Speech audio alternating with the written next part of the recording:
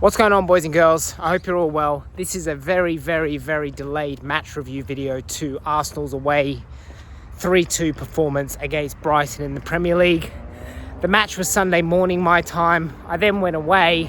I'm now back at work and I have struggled to get this one out. So you're going to have to bear with me because I am actually currently walking home in 30-degree heat. But I'm like, now is the only time I'm going to get this video out before it really is just too late, to the point of who even cares. So, look, granted, the game was a few days ago, so my memory of it is probably a little bit warped.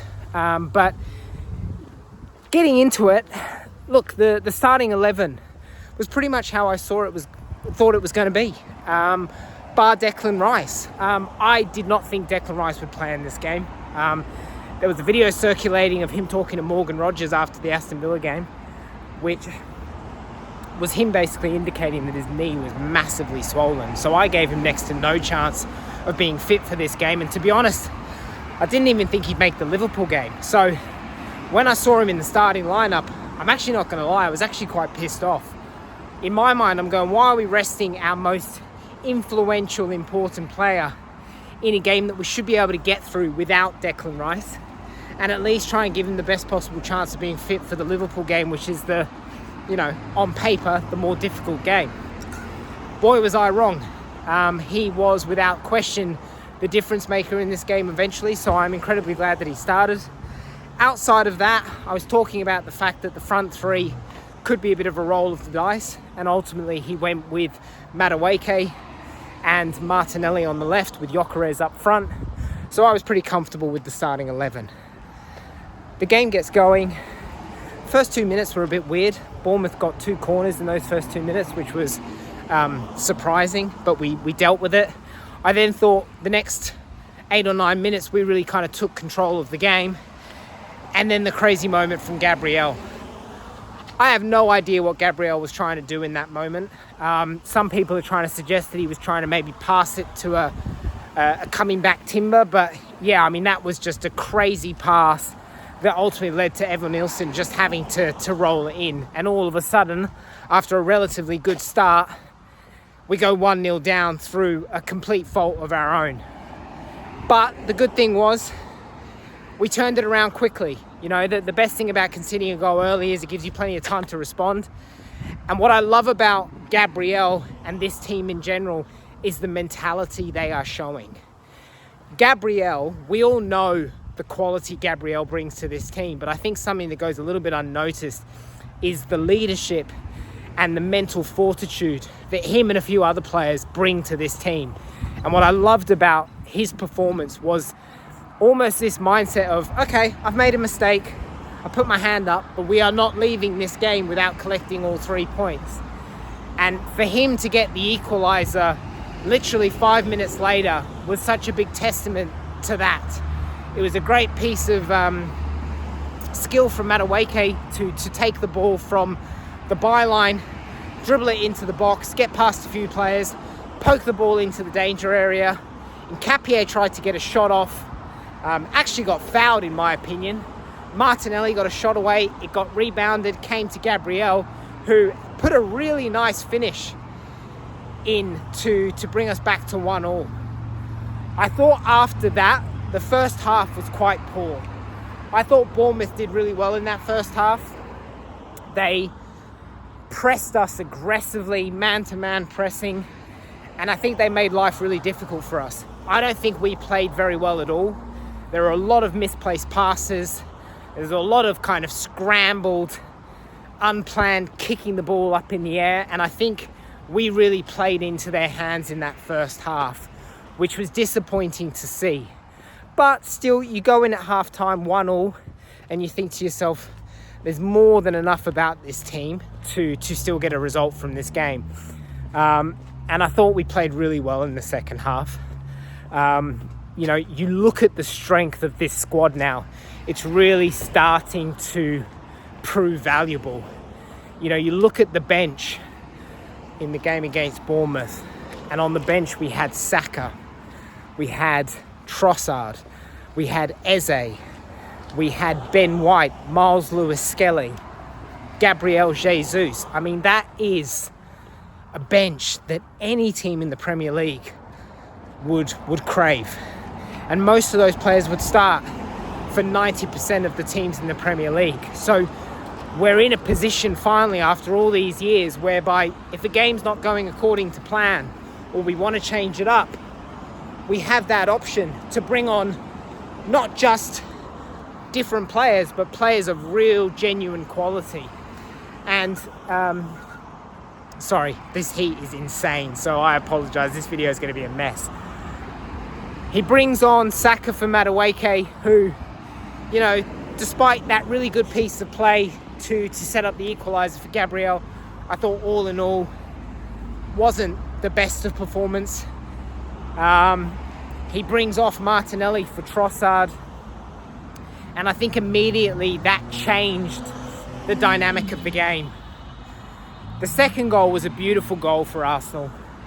Odegaard got on the ball on the edge of the box, looked like he was going to shoot, and just flicked on the outside of his foot this rolling inside ball to an oncoming Declan Rice, who obviously shouted for the ball.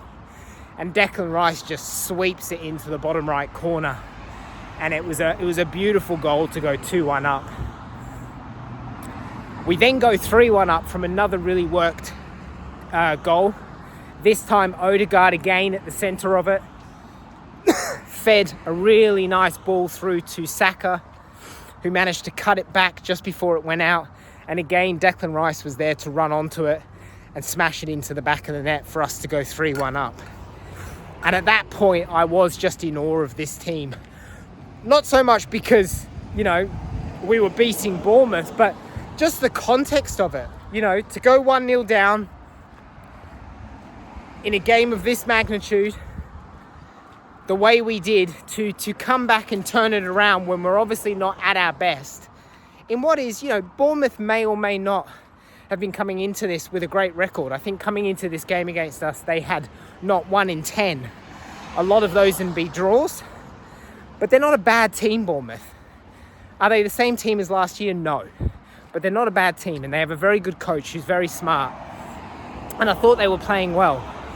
So for us to turn that game around, we did, and get to a position of 3-1, was a really impressive display from Arsenal. And, you know, for all the criticisms that you might want to point against Arsenal in terms of how we're playing, the way we're winning matches, our record in December has been absolutely faultless.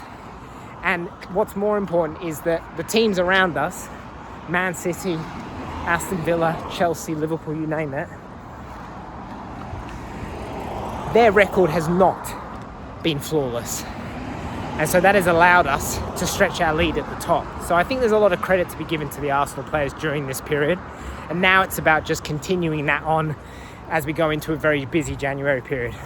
I mean, to round off the game, Bournemouth obviously pulled one back with an absolute worldie. But outside of that, there was nothing else to talk about. I was really impressed with the way we rode that game out. It could have got really nervy at 3-2. It could have given Bournemouth the confidence to go on and find an equaliser. But I thought we managed the game out really well. He brought Merino on for Odegaard, which at the time I wasn't a huge fan of. I think it was another sign of Arteta being maybe a little bit too safe. You know, I understand the mindset of why he's bringing Merino on, but why not bring on Eze? I mean, bring on Eze, he's a 10. Let him do what Odegaard was doing.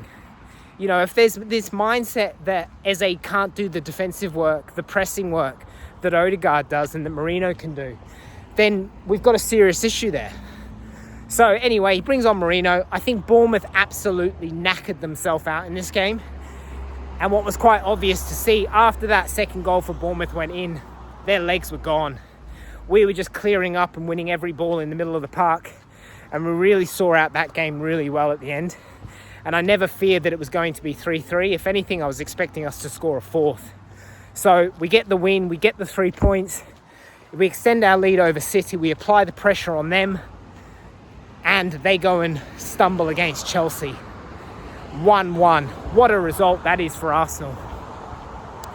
For Man City to draw that game at home off the back of a very uninspiring 0-0 against Sunderland, That is a massive result.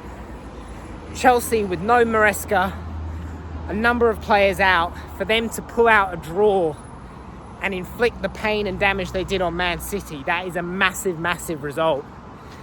We are now 6 points in front of both City and Aston Villa, and that gap is what you want to see. And I don't know exactly what the fixtures look like over the next few games for both Arsenal and City, but I do know City have some challenging games in front of them. So if we can get past Liverpool in a few days' time, they've got a tricky game against Brighton, which, with the players that they're missing now, if I'm not mistaken, I believe Gvardiol has broken his leg. That's a massive loss. I think Ruben Dias is also out injured. So they're all of a sudden looking pretty vulnerable. So this is where we really need to stay focused, take advantage of Man City's bad form, unluckiness, whatever you want to call it, and really try and create some proper distance. I personally think that in the next 5-6 games, if we can continue to produce winning results, I think City are going to drop a few more points. And if in 5 games from now, we're 10, 12 points in front of City, it's looking good. So anyway, people, that is my match review on the Arsenal-Bournemouth win. Not the most educated one, but give me a bit of credit. I am doing this in 30-degree heat, walking alongside a main highway as I get home on a Tuesday evening after a very long day at work. So all I've got to say is don't forget to like and subscribe. I'd love to know your thoughts on the game in the comments. Who was your star man? What did you think of the performances? Look, in terms of individual performances, I thought Rice and Gabriel were exceptional, both from a point of the way they played, but the mentality and the clutch moments. Outside of that, I don't think anyone had a particular blinder. I thought everyone else just kind of did their job to a level necessary. So yeah, let me know who your star man was. Let me know what you think of the result. And let me know what you think of the title race. Is it ours to lose? Have we won it already? Are City going to provide a fight back? Let me know. All right, guys, I'm about to go have a very icy cold shower, and I will see you on the next one when we preview the big home game against Liverpool on Thursday evening. Peace.